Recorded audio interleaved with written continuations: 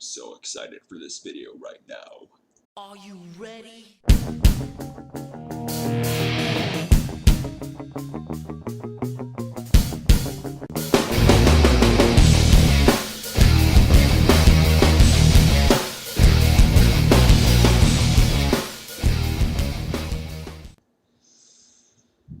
Hey guys, it's CSDX and welcome to this video!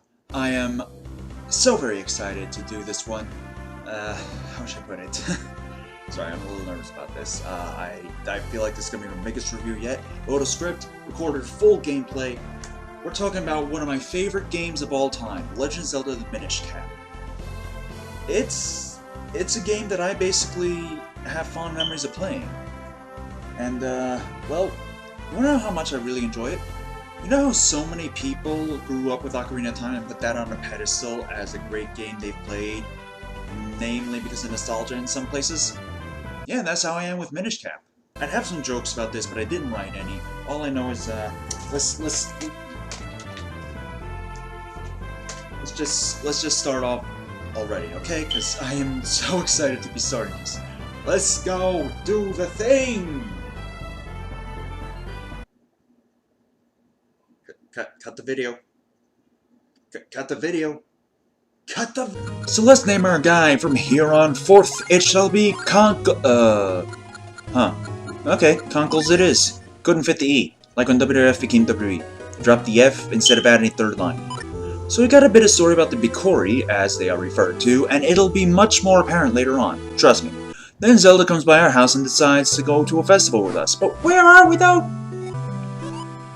Some things never ever change. So while we're at it, we're gonna have to deliver a sword, as someone won some big tourney or some shit, I don't know, whatever you want to go for.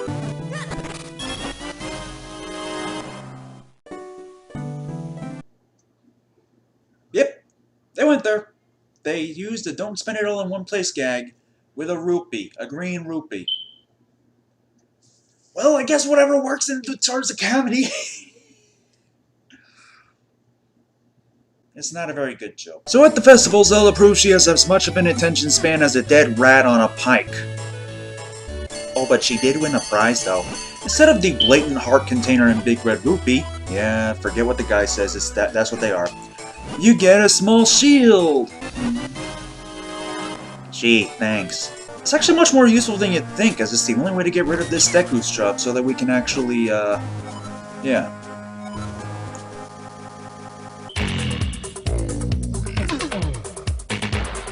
The lighting's not really helping this much, is it?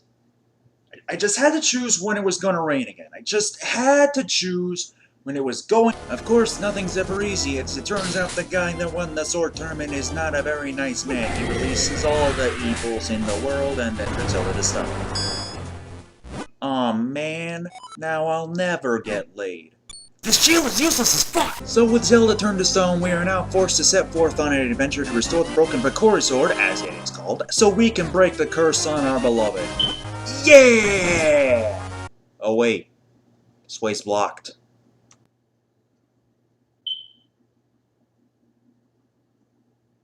East it is, then.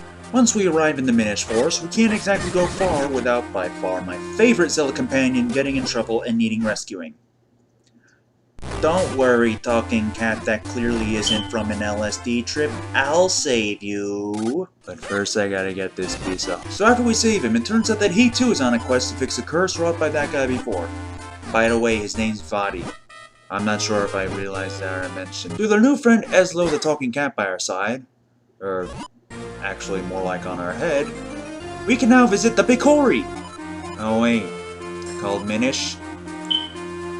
That actually makes a lot more sense, as with the power of Eslo, we can now shrink and grow as we please, but only on special portals.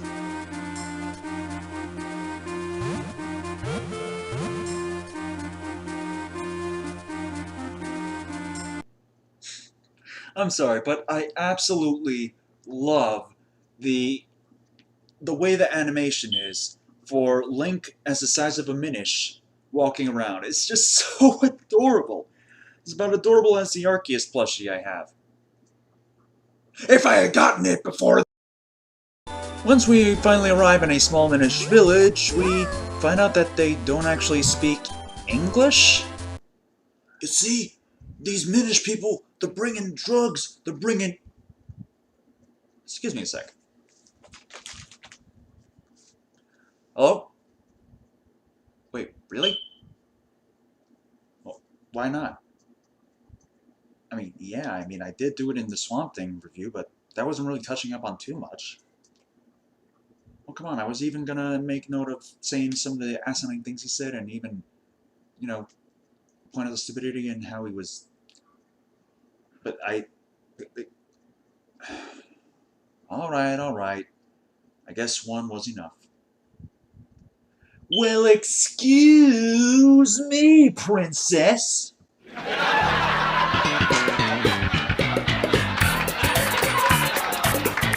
Well, at least we know why they're being referred to as the Picori. So in order to talk to them, we'll have to learn the language. All we have to do this is eat a jabber nut. Man, if it were only that easy. I'd eat food of several nationalities if it meant speaking a new language. So we're given permission to get the first element in the first dungeon. I forget the name. And it is also where we get our first major item, the Gust Jar. It sucks and blows. Don't try it on yourself at home, kids. As usual, it's a crucial item for the boss of the dungeon, which happens to be... a green choo-choo train! In all fairness, this boss is actually pretty brilliant if you think about it. I mean, normally, when we're normal size a choo-choo, it's no big deal. 1 or 2 swipes, depending on the strength of your sword, it's good. But as a tiny being, it's definitely worthy of being a boss. So, props to them. Oh. And boom, we got the first element. Hooray! Now we can move on to find a blacksmith Minish in the mountains. Oh Christ, what's going on? Oh god, I can't move. They're surrounding me, I need them! Oh. Kinstone fusions? Okay, but don't touch me, I'm scared. Yep, we got a little thing in this game's about forming friendships through special rocks, and they're called kinstones. Kinstone pieces to be exact. It's actually pretty important to do as a few collectibles require you to fuse kinstones with people for things like pieces of hearts, rupees, and even the ever-important bottles. Well, 2 of them, really. Okay, we're at Malari's place now. Cool. It'll be a while until the sword is done for him, so let's get into the next element in the next dungeon. Of course, the home of the fire element is in a dungeon filled with lava. What were you expecting it to be? Ice? Sand? Swamp things? Oh god, not again, please! In this dungeon, we get an item called the Cane of Paki. This item is basically the internet wrestling community's wet dream as it makes things do the flippy-doos. Grass does the flippy-doos, enemies do the flippy-doos, and even you can do the flippy-doos. Also, this thing's shell is a flippy-doo too. Now that we got the fire element, we can get the new sword from Malari. We also have to go ahead and find a way to put these elements into the sword. Turns out there's a special sanctuary in the garden of Hyrule Castle. Once we arrive there and filled in the elements, we discover we can multiply with the help of our new white sword. Awesome! This actually opens up a lot more paths for us, so let's go and... Oh, wait a minute. Something ain't right here. Oh Christ, it's Spotty! Batten down the hatches and get the goddamn guards! Never mind, he escaped. Thanks so much, guys. You were a good help for us all. Now we actually learned something new about both Vadi and Eslo. Turns out Eslo's a Minish mage of some sort, or is it sage, I don't know, and Vadi was his apprentice. Vadi found an item that's basically the Triforce fit for headwear, and became really strong and evil. Then he turned Eslo into a cap and left. So yeah, we gotta save the day now. Oh, but before we do, I gotta make a quick stop for a really important Kinstone fusion, and now there's, Orl? Now that we're in this house with no idea of its actual location, we're gonna have to help this old man, who's being haunted and is now very, very, very sick.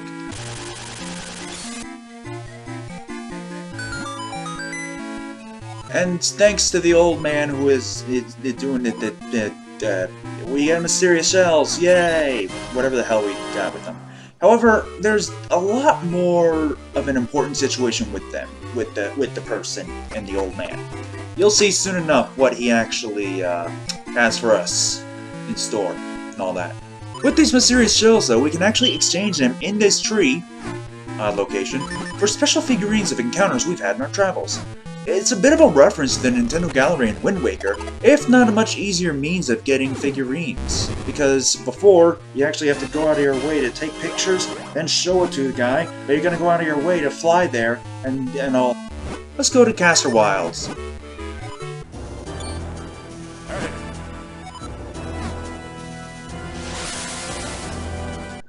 I'm sure he's fine. So now in the Castor Wilds, we cannot go much further. What we gotta do is go to the shoe store and gee, that's very helpful. So very helpful. So we'll have to get a mushroom and then use an ornament so we can get our Pegasus boots. Very important. As we can now traverse through Castor Wild, we can also get a new item in the bow. Surprisingly, it's not even a dungeon item. They left it on the side for some reason. Ah well, let's just go through Orin's next dungeon for wind elements. So, what did the bow get silent for? Mittens. They're used for digging.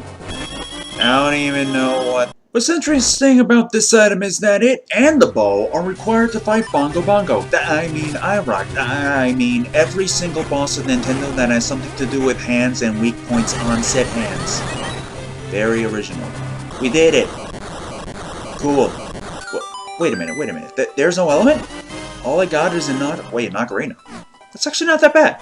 So the wind element is not here, and we'll have to figure this out later. With the help of the Ocarina of Wind, we can now summon a burb to fly wherever in Hyrule we want, as long as we've encountered an exploding tombstone with the wind crest on it. Very convenient.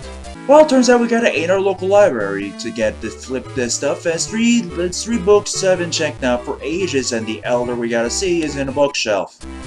So we gotta get 3 books.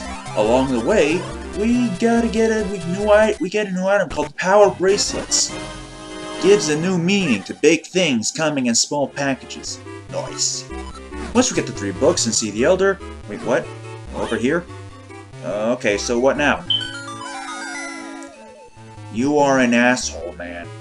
At least we got the flippers now. Onward to the next dungeon, which is actually a Minish portal.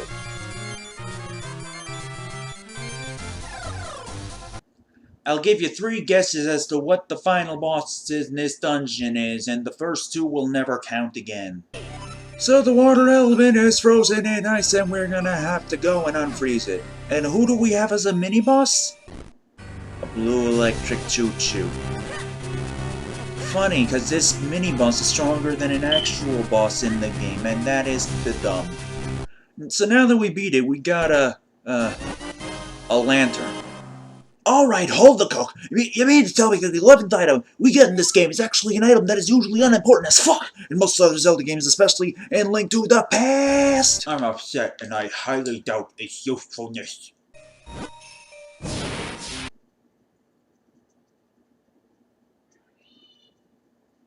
Never mind, it's a good one. So now that the water element is free, we can... of course. This boss is actually unique in that your sword is useless, and it's mostly the useless shield that actually is the key to beat it here. Well, that and the lantern, of course. The shield is to deflect this rock back at it, do it left times and he's done so. With the water element, we can now move forward and... Oh, hey, Ghost. Wait a minute. Ah, shit! I do not like them ghosty ghosts, I do not like them semi-tossed! Turns out we're gonna have to visit a ghost in the graveyard for this, and he's dead king, so, off we go! This place actually isn't that bad, really. It's kind of a reference to the first Zelda game, but with the Lost Woods and that awesome music in the King's Tomb. Oh, and Dante's there. He's cool. So the king gives us a Kinstone to fuse at the source of water flow. Yep, base waterfall. Apparently this is the way to the wind element, and it's supposed to be up this tornado. You're kidding, right? Nope, we're on top of the goddamn clouds now, where apparently Jesus' name. Amen! Holy fuck! By the way, I fucking hate this section, because of these stupid fucking cloud piranha things. They end up swimming in there, and then they jump out, and you don't even have the goddamn time to fucking strike them in time. I fucking hate them. I hate them so much! Okay, we did it. Please put me out of my misery. Inside of this place. Looks familiar, right? Yep, we helped that old man who's now fit as a fiddle and gives us the sacred light arrows. I'm not too sure if they're required or not, but I wanted them anyway. So now we're going to get in some special Wind Fortress thing, and fittingly, the item for this dungeon is the Rock's Cape. It gives us platforming powers. By the way, the boss of this is probably the most frustrating one I can find here. These goddamn what's his name? Fucking sea pancakes! I don't care for these goddamn sea pancakes, I hate them! Okay, did it, now we got all the elements. Let's go fix the sword in its fullest. And now we have the Force Sword! Good reference, guys. Now we discovered an addendum of sorts in this story. Turns out Zelda had the Life Force in her this whole time. And the king from earlier is actually... Vaati? Oh, what? I never would have suspected. So he cocks us out, we wake up and find everything went very, very wrong. Of course, it isn't going to be easy to take the castle back. I'm not going to lie. I only beat this game once, and every time I played it again, I never actually bothered going through this dungeon. I don't know why. Just didn't. Maybe because I was sad it was about to end. Alright, buddy. We're gonna... Oh, for fuck's sake. Alright, buddy. Now I gotcha.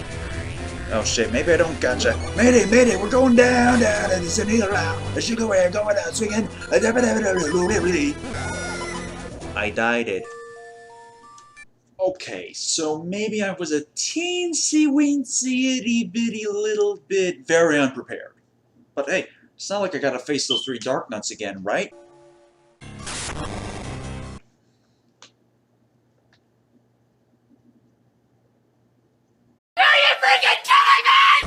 Alright, after 2 forms we finally beat the body and now we can rescue the princess! Wait, the castle's collapsing?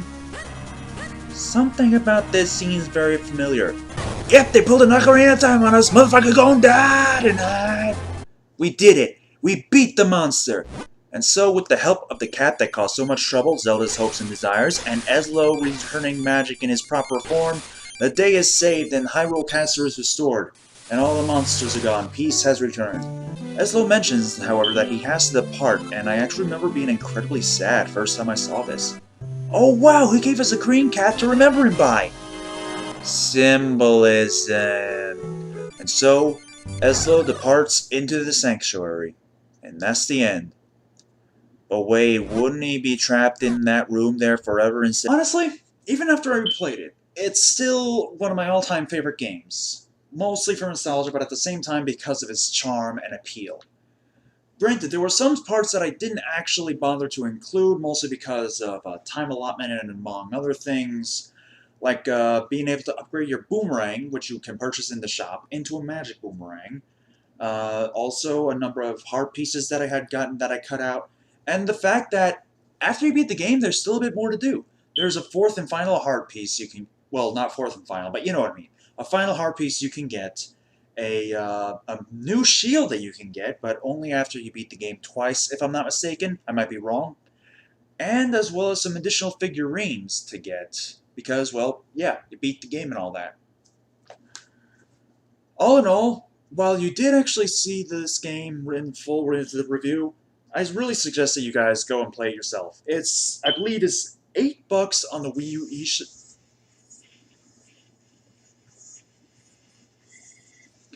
As I was saying before, so rudely interrupted. It's currently $8 on the Wii U eShop, and if you want to actually find the actual game, though, like to play it on an actual Game Boy Advance or Game Boy Advance SP or Game Boy Micro, go right ahead. It's your money. Use it how you will it. So yeah, thank you guys so much for watching, and I will see you guys next week.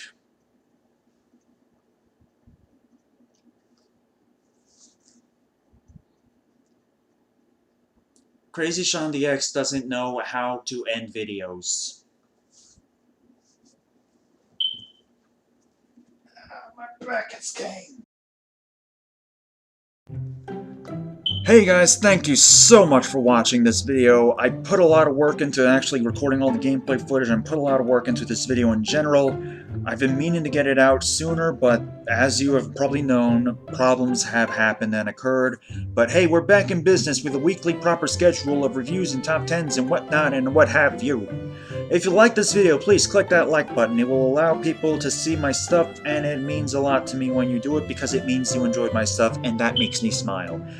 I don't actually know what video to put as the last video because I didn't actually have an end slate for 2 weeks as a result of this sort of thing, but I think I'm gonna put, for the last video you can check out, is my little discussion video I did about the 3 home consoles, Xbox One, PS4, and Wii U, each of which I have owned in some form. And if you click the video on the right, you'll see my quick bits on Dust and Elysian Tale. Amazing game, check it out, it's awesome. And in the description, you can see the fucking social medias, Facebook, Twitter, Tumblr, and other things I believe is in there too. Thank you very much for watching, and I'll see you guys next time. Later!